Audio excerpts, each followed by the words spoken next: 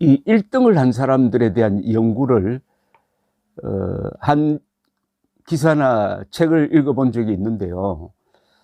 근데 한 10여 년 전에 월간조선에서 역대 올림픽 금메달리스트 15명이 말하는 세계 정상에 오른 10대 비밀, 이런 인터뷰가 있었습니다. 이 금메달 딴 사람들을 일일이 인터뷰를 해가지고 무엇이 당신을 세계 정상에 세웠느냐 하니까 거기서 자연스럽게 하나의 원리가 발견되었다는 겁니다. 그래서 그걸 취재한 기자가 정리한 게 이게 이런 원리가 있답니다. 이걸 제가 소개를 해드리겠습니다. 세계 정상에 오른 사람들이 말하는 1등의 원리. 1. 남보다 연습을 더 많이 한 사람이 1등이다. 이건 너무나 당연한 거 아니겠습니까? 연습입니다. 두 번째, 2등은 의미가 없다. 억울하면 1등이 되라. 그러니까 2등 이런 데 만족하지 않는다는 거죠. 세 번째, 라이벌이 있어야 1등이 된다. 그러나 라이벌과 친해지면 안 된다. 비정합니다. 네 번째, 나는 인간이 아니라 짐승이었다. 얼마나 연습을 혹독하게 했느냐. 이건 황용조, 마라토너 황용조 씨의 이야기입니다. 청춘을 버리고 금메달을 땄다. 금메달을 따려면 잃는 것이 있어야 된다는 거죠. 누리면서 딸 수 없다는 이야기입니다. 나는 복서가 아니라 중이었다. 김광선. 그 다음에 언젠가는 성공한다고 믿으면서 실패를 이겨냈다. 성공의 확신. 좋은 지도자를 만났다. 아버지와 아내를 생각하면서 고통을 참았다. 또 이런 말도 있습니다. 정신력으로 이겨낼 수 없는 일은 없다. 그 다음, 무의식적으로 행동할 수 있을 때까지 연습했다.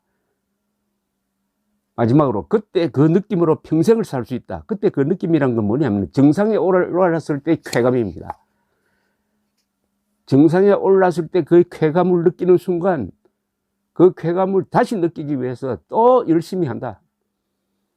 그 1등의 기억이 계속 그 사람을 1등으로 만든다 이거죠. 이 기자들에게도 해당됩니다. 특종을 많이 하는 기자는 특종을 딱 했을 때 그 특종한 기사로 국민들을 흔들고 불의를 바로잡고 악인들을 감옥으로 보내고 하는 걸 보면서 쾌감을 느낍니다. 천하가 손 안에 들어온 것 같죠. 그 쾌감을 또 맛보기 위해서 또 특종을 한다는 겁니다. 그 다음에 개별적으로 무슨 말을 했는지 한번 살펴보겠습니다. 1988년 서울올림픽 탁구 부문 남자 단식 금메달을 받은 유남규 씨는 일기에 죽인다고 써놓고 1등 의지를 불태웠다는 겁니다. 자신에 대한 최면이죠. 그 다음 1996년 애틀란타 올림픽 레슬링 그레코로만형 48kg급, 그리고 2000년 시드니 올림픽 그레코로만형 54kg급 잇따라 금메달을 받은 심권호 씨는 이렇게 이야기합니다. 2등은 2등이기에 차별받는 것이다. 억울하면 1등이 되어라. 공통점이지만은 1등에 대한 집착. 그 다음 또 현정화 씨, 아주 유명한 분이죠. 현정화 씨, 1988년 서울올림픽 탁구 부문 여자 복식 금메달리스트입니다. 이제는 1등 엄마가 될 거예요. 이제는 1등 엄마가 될 거예요. 무슨 말이겠습니까? 그동안에 결혼도 하지 않고 오로지 금메달에만 모든 것을 걸었는데 이제는 엄마가 되어도 1등이 되겠다는 것 아닙니까? 그 집념을 사회생활에 그대로 가족 생활에 옮겨 놓으면 성공 안 할 곳이 없다 이거죠. 1등 선수는 1등 엄마가 될 수 있다. 또 한 분이 있습니다. 김재엽 씨, 1988년 서울올림픽 유도 부문 60kg급 금메달리스트입니다. 이제 제가 할 수 없는 일은 세상에 없습니다. 어떤 분야든지 세계 정상에 오르면은 이렇게 자신감이 생긴다는 것 아닙니까? 다른 분야에서도 내가 최고가 될 수 있다. 1등이라는 것은 그렇게 아주 위대합니다. 1등의 추억은. 1992년 바르셀로나 올림픽 유도 부문 여자 72kg급 금메달리스트 김미정 씨. 한 번 이긴 사람에게는 절대 지지 않는다. 한 번 진 사람에게는 반드시 이긴다. 투지입니다. 1996년 애틀란타 올림픽 양궁 부문 개인전 단체전 금메달리스트 김경욱 씨. 상대를 이긴 게 아니라 제 자신을 이긴 것 같아요. 상대에게 이기 전에 자기 자신을 이겨야 된다. 주로 훈련할 때 자기 자제력, 자기 자신에 이겨야 다른 사람에게 이길 수 있다. 철학자의 이야기처럼 들립니다. 이 꼭대기에 오른 사람들은 말하는 게 이렇게 다 사상적, 철학적 의미가 있습니다. 1988년 서울올림픽 복싱 부문 플라이급 금메달리스트 김광선. 나는 복스가 아니라 승려였다. 사회생활과 일체 차단하고 오로지 자기 연마에 집중했다. 이런 이야기입니다.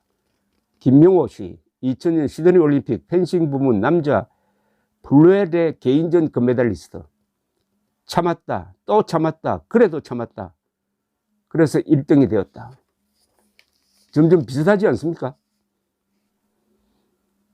1991년 바르셀로나 올림픽 여자 핸드볼 금메달리스트 박정림 씨.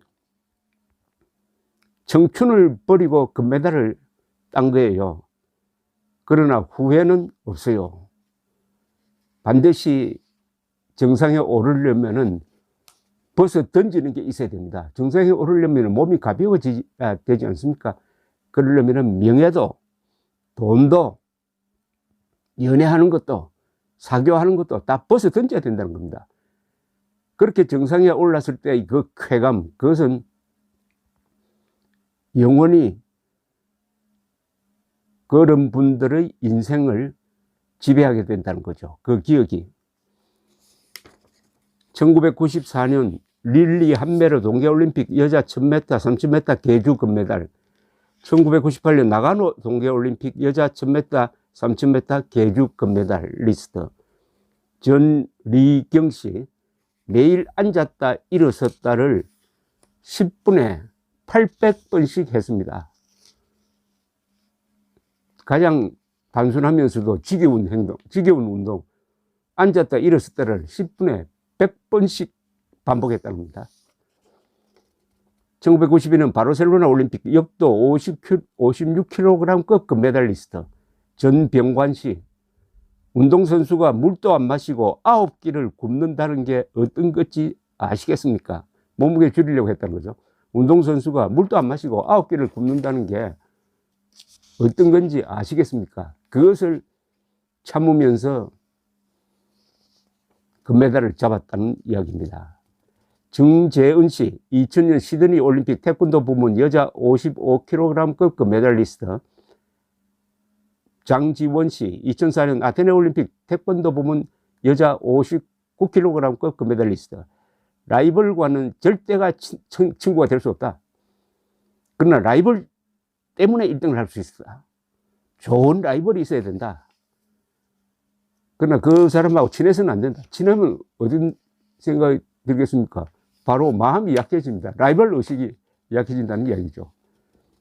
1992년 바르셀로나 올림픽 남자 마라톤 금메달리스트 황영조. 동물이었습니다. 제가 사람인 걸 잊고 뛰었습니다. 야성 투지. 1976년 몬트리올 올림픽 레슬링 자유형 62kg급 패드급 금메달리스트 양정모. 우리나라 최초의 금메달리스트입니다. 대한민국도 뭔가 할 수 있다는 걸 보여주고 싶었습니다. 이 경우에는 애국심입니다. 이 투지가 더 큰 차원에서 승화된 것이죠. 왜 이런 이야기를 하느냐 하면은 이제 3월 9일 선거를 앞두고 합니다. 정권 교체파가 55%, 정권 유지파가 35%에서 뭐 40% 왔다 갔다 합니다. 10에서 15%포인트 차로 정권 교체파가 이기고 있습니다. 그러면은 얘는 자신감을 가질 때입니다. 정권 교체 반드시 가능하다. 자기 확실히 있어야 됩니다. 그러나 그 확신을 뒷받침할 만한 노력이 있어야 합니다. 국민의힘이든지 뭐 민주당이든지 그 선대위 이런 거 다 잊어버리고 왜 정권 교체를 해야 되느냐 하는 데 대한 자기 확신, 그것을 자신에게 설명할 수 있는 노력, 그 노력을 가지고 다른 사람을 설득할 수 있어야 되죠. 자신이 확신이 없는데 다른 사람을 설득할 수 있겠습니까? 이건 뭐 당 차원을 떠나서 나라를 살리기 위한 일종의 독립운동 아니겠습니까? 이거 제2의 독립운동입니다. 그리고 제2의 6.25 때처럼 호국운동이라고 볼 수가 있습니다. 금메달리스트의 투지, 야망, 애국심, 이걸 가지고 정권 교체를 원하는 과반수의 국민들이 확신 덩어리가 될 때 어마어마한 표 차이로 이기는 대한민국이 다시 바로 서는 날이 될 것이라고 생각됩니다. 감사합니다.